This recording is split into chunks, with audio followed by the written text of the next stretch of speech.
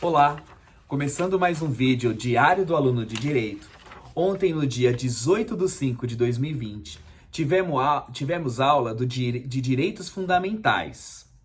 Ontem, nós aprendemos sobre nacionalidade.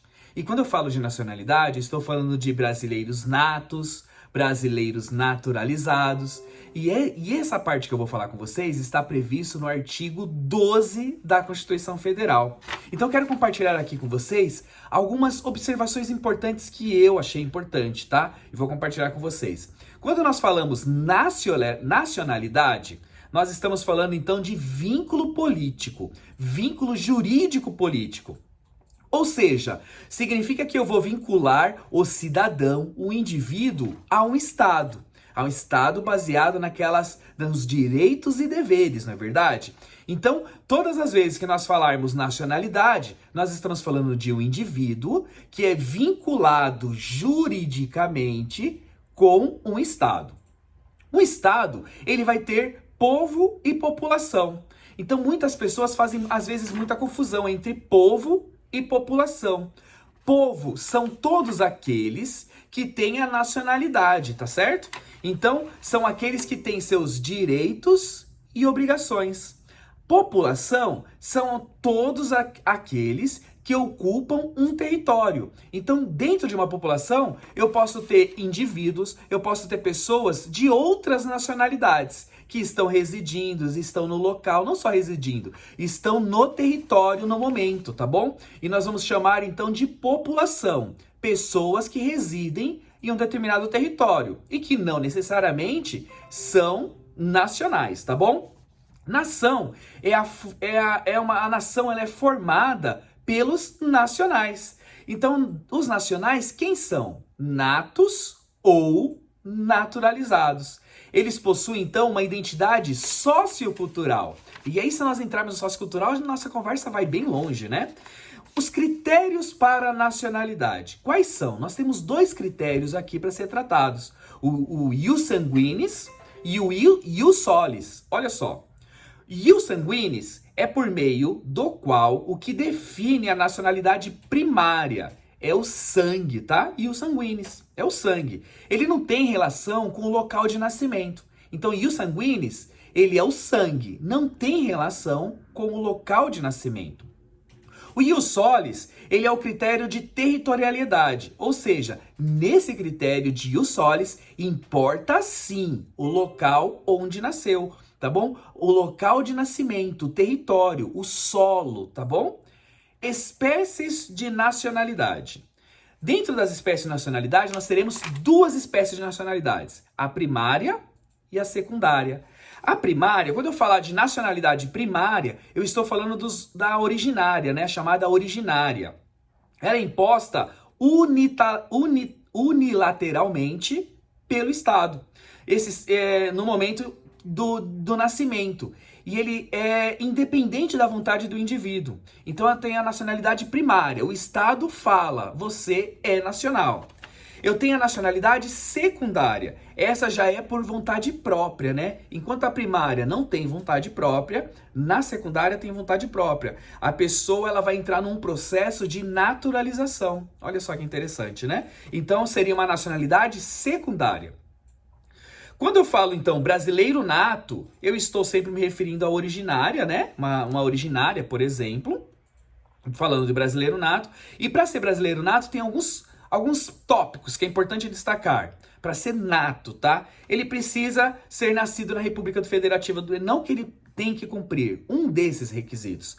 Nascido na República Federativa do Brasil, ainda que pais estrangeiros, desde que esses não estejam a serviço do seu país. Olha só, então nós temos ius solis, né? Pois nós temos pais estrangeiros aqui no território nacional, não estão a serviço do seu país de origem, nasceu aqui ius solis, tá bom? O nosso país vai entrar com uma nacionalidade primária, obrigando, né, independente das vontades dos pais, que essa pessoa seja nacionalizada, uma pessoa nata, um brasileiro nato.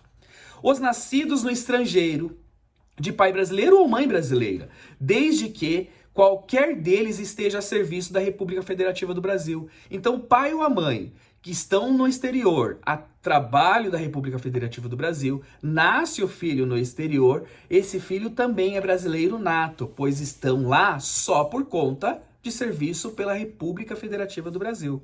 Uma terceira opção são os nascidos estrangeiros de pai brasileiro ou mãe brasileira, desde que sejam registrados na repartição brasileira competente e que venham a residir futuramente no Brasil e optem, olha só, e optem em qualquer tempo, depois de atingida a maioridade, pela nacionalidade. Nós estamos aí numa espécie de nacionalidade secundária, por vontade própria, né? E a pessoa vai vir e vai requerer o seu direito de ser um brasileiro nato, tá bom? Depois, naturalizados. Os naturalizados, nós temos aí duas formas, a ordinária e a extraordinária. Quando eu falar ordinária, eu estou falando de pessoas que têm língua portuguesa e estão residindo em nosso país por, no mínimo, 1 ano ininterrupto e têm uma idoneidade moral ok, tá? Ordinária. Quando eu falar extraordinária, eu estou falando de estrangeiros, então outras línguas, porque o primeiro também pode ser estrangeiro, mas é com língua portuguesa. Agora, na extraordinária, eu estou falando de estrangeiros que não sejam de língua portuguesa, estão residindo no nosso país há mais de 15 anos, ininterruptos também, e sem condenação penal, desde que peçam a sua naturalização, tá bom?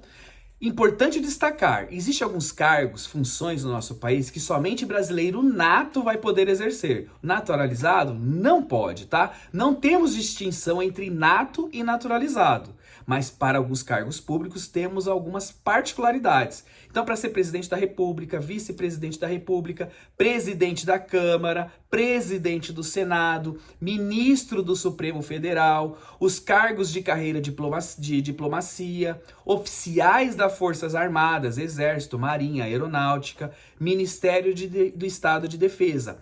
Essas funções, estes cargos, são 8 que eu estou trazendo aqui, não pode ser exercido por naturalizado. Mas alguém pode perguntar, mas um deputado pode ser um naturalizado? Pode. Ele não vai ser presidente da Câmara, mas ele pode ser um deputado, por exemplo, tá bom? Perda de nacionalidade. A pessoa pode perder a sua condição de nacionalidade se ela tiver a sua naturalização cancelada. Então, uma pessoa que está em processo de naturalização cancelada por sentença judicial. Lembra que eu falei lá? Para ser naturalizado tem que ter idoneidade moral. Na extraordinária, ele tem que residir mais de 15 anos aqui no país, não tem sentença criminal, tá certo? Em virtude de atividade nociva contra o país. Adquirir outra nacionalidade. Esse é um.